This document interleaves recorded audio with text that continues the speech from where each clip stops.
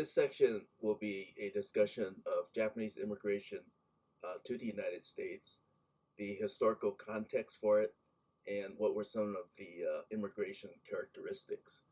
We want to be able to compare sending and receiving factors between Japanese and Chinese immigrating groups, similarities and differences. And one big question is, how did the Japanese immigrants learn from the negative experiences of the earlier Chinese group? How effective were their alternative strategies of survival? In studying the historical context of Japanese migration to America, we find that Japan actually studied the Chinese experience. It took measures to avoid what happened to the Chinese, that the Chinese immigration project itself was a failure, and they had to seek ways to avoid that failure. The major resistance strategy for the Chinese was to put their money into legal resistance. However, cases dealing with immigration and deportation failed. Cases dealing with equal rights under the 14th Amendment was successful in the majority of cases having to do with civil rights.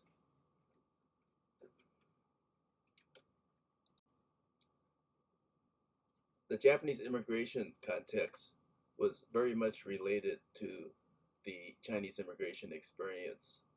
Chinese labor had been excluded in 1882. This led to an agricultural labor in short supply. The primary labor market for employment had already been blocked for Chinese, and this was also would be applied to the Japanese. There was also another difference here, though, was that for many of the Japanese immigrants, they had gone through a two-step migration experience, going to Hawaii and then later from Hawaii to the U.S. mainland. An artist's drawing of the Seattle anti-Chinese riots of 1885. Japan made conscious efforts to learn from the Chinese immigration failures. They created policies to avoid the coolie image. They regulated the types of individuals to immigrate. They required the wearing of Western garb, encouraged family migration, required education requirements, and financial requirements. This was all for the purpose of toning down the negative stereotyping and affiliation with the stereotyping of Chinese bachelor societies. A 1907 Realty ad. The Japs have invaded the Western edition, an advertisement playing on white fears of Japanese residents moving into white neighborhoods.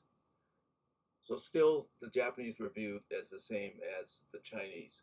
They wore the racial uniform. Exclusionists viewed the adaptive abilities of the Japanese immigrants as being more dangerous than the Chinese. In Hawaii, racism was less overt because Asians and Hawaiians were the majority and the white settlers were a minority. Divide and rule over various Asian ethnic groups was deployed as a control mechanism. On the U.S. mainland, however, racism was blatant, it was direct, and it was legal. The background to Japanese migration was different than China. Japan was never colonized, but made measures to prevent colonization through modernization. 1600 to 1868, Japan had maintained an isolationist policy. This was the Tokugawa period, where Japan was ruled by the Tokugawa shogunate and 300 feudal lords. In this period, a policy of isolation from the West was imposed. Christian converts were persecuted and Western missionaries were expelled.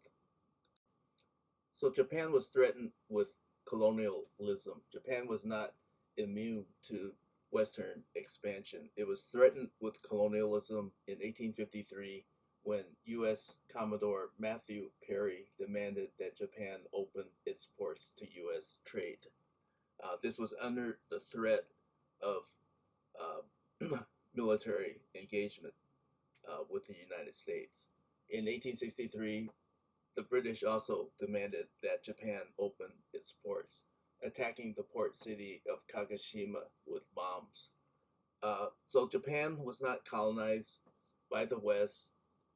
They responded with a new modernization campaign, which did lead to increased taxation to support this campaign and also land dispossession because of the inability of farmers to pay for their expenses. This resulted in the creation of a large army of transnational labor that would later migrate to work in the plantations in Japan and the agricultural areas throughout the U.S. mainland. Unlike China, Japan took the route to modernization through the elimination of the shogunate system and replaced it with a strong centralized government under a monarchy. The restoration of the Meiji throne, with the Meiji emperor leading this new modernization. The throne was established to fend off the West. It was a unification campaign, bringing together the entire country, embracing Western technology. It actually established naval and military technology institute, and students were sent abroad to study in the West. So this was the direct result or response to the threat of colonialism in Japan. Reasons for migration. The population was forced to pay higher taxes to modernize Japan, to pay stipend to unemployed samurai to prevent rebellion. Previously, there was a harvest yield tax that was based on the yield of crops. This was replaced by a land levy tax, which was actually set higher than the ability of farmers to pay. A new 1873 military conscription law was implemented that had student exemptions. Overseas study was encouraged. There would be exemptions from the military allowed for up to the age of 26 and then later 32. Japanese international students studied in U.S. colleges, with many staying on finding household types of work. Culturally, the tradition of deka seki, meaning leaving home, gaining success outside, and returning home, was a tradition in Japanese culture, especially for the second and following sons in the family who did not receive inheritance under the practice of primogeniture. Overpopulation was another factor that affected Japanese immigration. The population in 1901 was approaching 40 million people in Japan. Industrialization had created large labor pools. There was a government policy actually to reduce the population density through the encouraging of Japanese migration. The Irwin Convention, 1885 to 1894, facilitated immigration from Japan to Hawaii. Robert Irwin was working actually on both sides, on the Japanese side and also on the Hawaiian side, to bring Japanese labor to Hawaii. He was the Consul General and Special Agent of the Board of Immigration for the Kingdom of Hawaii.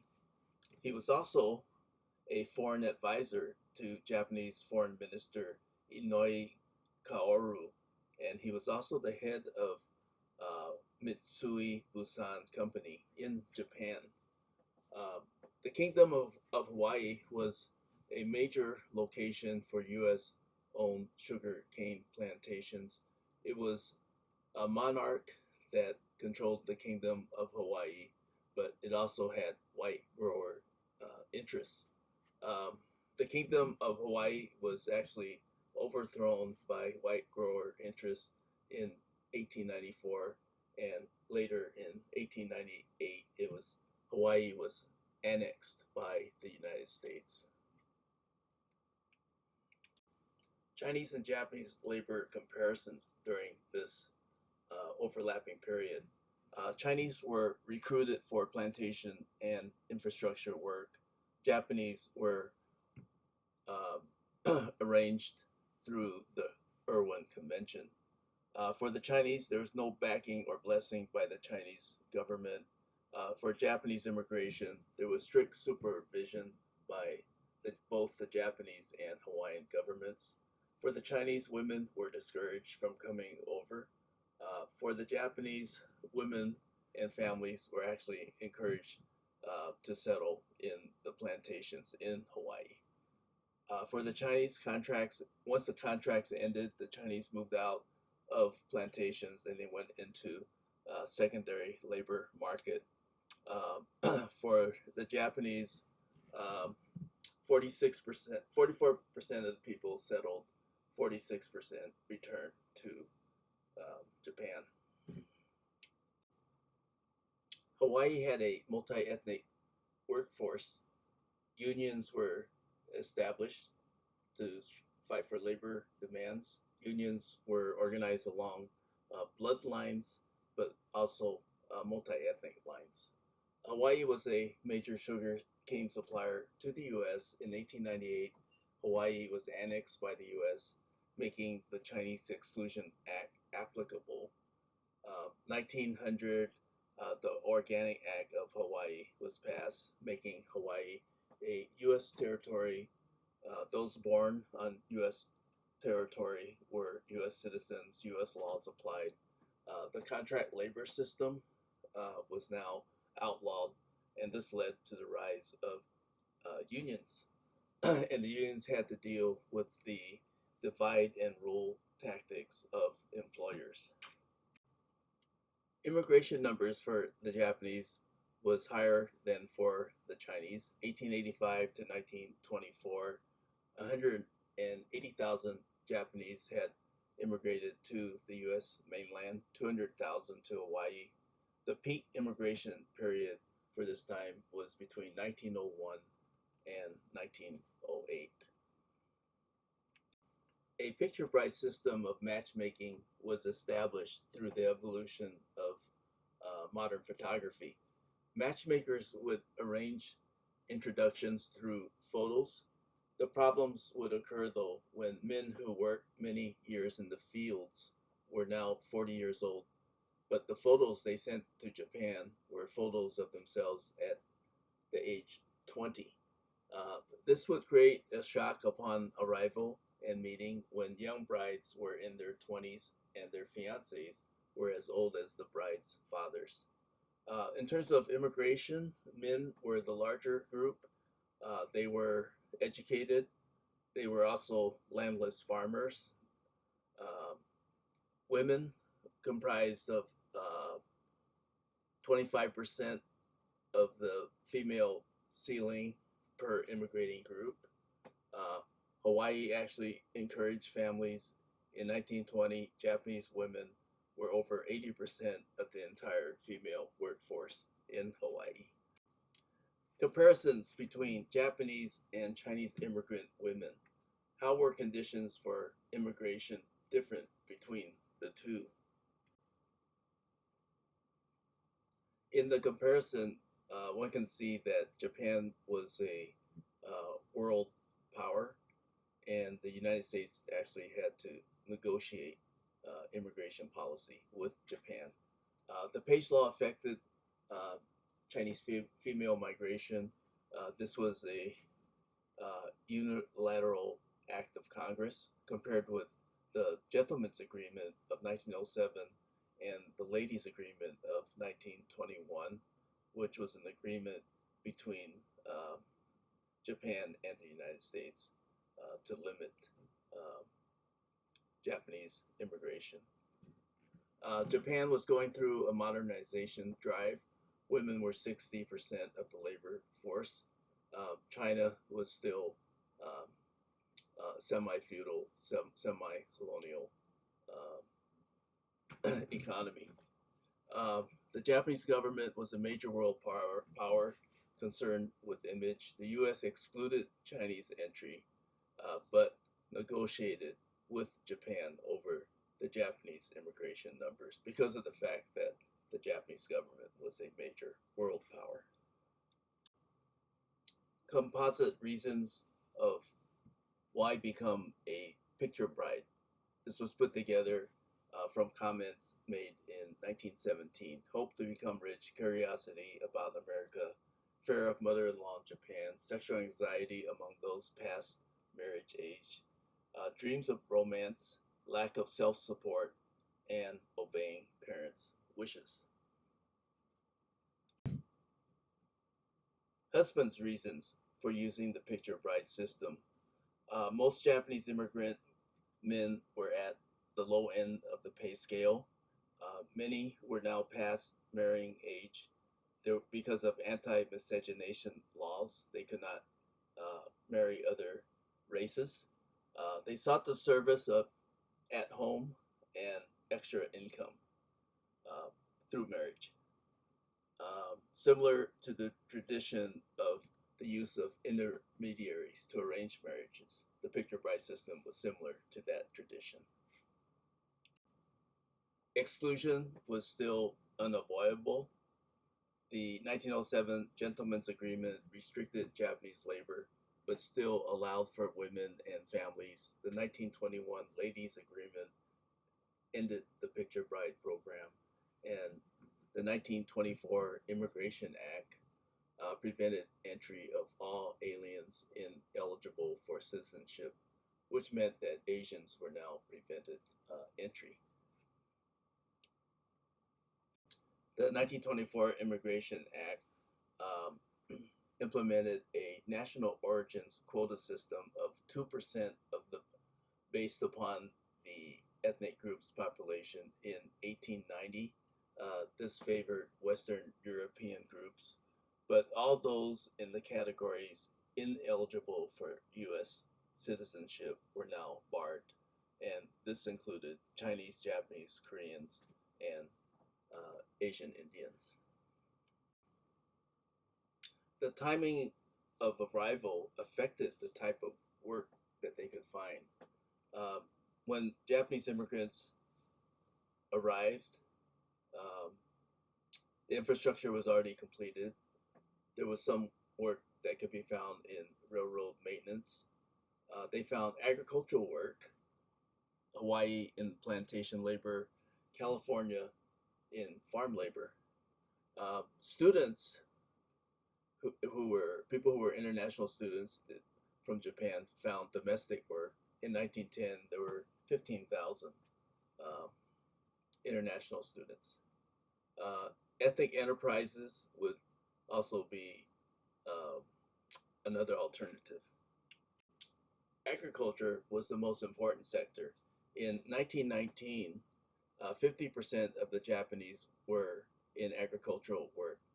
Japanese laborers provided for 87% of the workforce in berries, 66% in sugar beet work, 52% in grape work. They were also involved in labor resistance, engaged in many strikes and boycotts. For Japanese workers, the scene was much different in Hawaii than, let's say, California. In Hawaii, the labor movement went from ethnic solidarity to class solidarity. They went from ethnic blood unions to multi-ethnic unions. In California and the U.S. mainland, Asians were excluded from the unions, and class solidarity was much difficult. In Hawaii, Asians were the majority, something like 60%, and the plantation class was primarily white. They deployed plantation paternalism to maintain their control. Uh, Under plantation paternalism, the planters' role was to spread Caucasian civilization. Whites were viewed as the stronger race, whose role was to supervise and care for Hawaiians and Asians.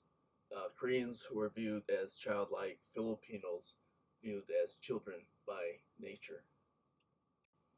Divide and control was the most common form of control under the plantation paternalist system.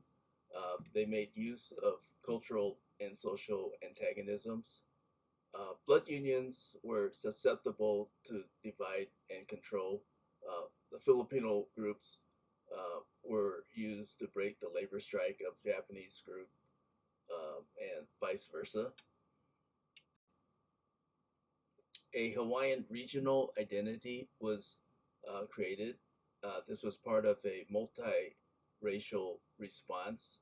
The Japanese Federation of Labor and the Filipino Federation of Labor merged, and they formed organizations such as the HLA, Hawaiian Laborers Association, and eventually a regional Hawaiian identity was created. There was a transfer of political power as a result of unionization, although still Native Hawaiians remain at the bottom of this new power relation. This was different on the mainland. Attempts at class unity were hampered by Union misleadership of Samuel Gompers and the American Federation of Labor. The Japanese Mexican Labor Association, or JMLA, is an important example of labor solidarity on the U.S. mainland. In Oxnard, California, in 1903, the first instance of Asians and other minorities occurred when Japanese and Mexican farm laborers formed a union. They formed the Sugar Beet Farm Laborers Union. The president was a member of the JMLA, was Kasaburo Baba. Y. Yamaguchi was the secretary of the Japanese branch, and J.M. Lazarus was secretary of the Mexican branch. The issues of this dispute in Oxnard, California, was the fact that there were 1,000 Japanese workers, 200 Mexican workers, and they were all on strike. The American Beet Sugar Company that they worked for established a new labor contracting company, the Western Agricultural Contracting Company, and the piece rates for the work was cut from $5 per acre to $3.75 per acre, which meant lower wages for the workers. So the demands of the JMLA was reinstatement of the original contractor and the right to purchase goods outside. They formed the Sugar Beet Farm Laborers Union. Their strike was victorious, and after they won the strike, they requested a charter from the larger American Federation of Labor. Two questions were raised. One was, should the AFL, American Federation of Labor, admit farm workers? And the second question was, should they admit racial minorities?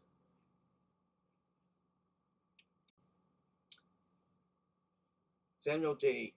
Gompers, who was head of the American Federation of Labor, was anti-Asian immigration, and his reply was to deny charter to the Sugar Beet Workers Labor Union unless the Mexicans ejected the Japanese. Gompers stated, they, the Japanese, do not share the white workers' God, their hopes, ambitions, their love of this country. J.M. Lazarus, the secretary of the Mexican chapter, refused to allow this. Gompers himself wished to apply Chinese exclusion to the Japanese. He wrote in his essay in 1902 titled Meat versus Right, some reasons for Chinese exclusion, meat versus rice, American manhood against Asiatic coolieism, which shall survive. So Gomper's position represents some comparisons here with regards to how race relations was carried out on Hawaii and how it was carried out on the U.S.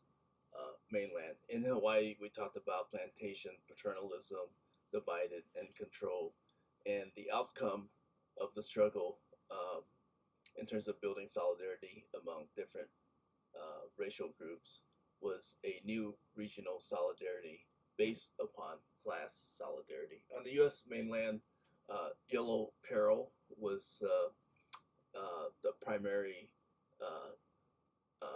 stereotype. Racism divided labor, and the outcome was that the labor movement was divided along racial lines and could not get anywhere. So on the U.S. mainland, instead of having Chinese exclusion organizations, there were now Asiatic exclusion leagues that were formed, especially in San Francisco in 1905. 231 organizations were now affiliated with the Asiatic Exclusion League, 195 labor unions. They targeted Chinese, Japanese, Koreans, and later Indians. The term used for this is racial lumping, using racism, using stereotyping, racist stereotypes against all Asian groups. The Japanese response to this racism was ethnic solidarity and ethnic enterprise. This was done through agriculture and land owning, as well as land ownership alternatives. White labor excluded Japanese labor. Japanese workers therefore sought survival as land owners. There were also land ownership alternatives, which included contract work, shared tenancy, cash leasing, and purchasing of land. Japanese immigrant control over land grew. Ownership patterns in 1905, Japanese immigrants owned 2,500 acres. 1910, they owned 17,000 acres. In terms of control over land, which includes leasing and contract work, in 1905, they controlled 62,000 acres, and 1910, 195,000 acres. The effects of land ownership and the alternatives included transformation of the immigrant's mindset from dekasegin, sojourner, into settler, and providing shelter from racism through economic independence and ethnic social organization.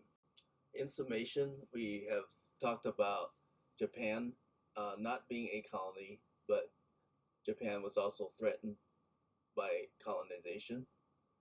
Immigration was arranged through channels between countries. They entered as immigrants. Japan was industrialized, and therefore there was established a reserve unemployed workforce. Japan encouraged immigration. It attempted to avoid the Chinese experience, but a racial uniform prevented integration. Women were 25% of the workforce, especially in Hawaii. The Picture Brides program was a program that helped establish families. Uh, Land ownership, land control was seen as an alternative to racism in the workforce.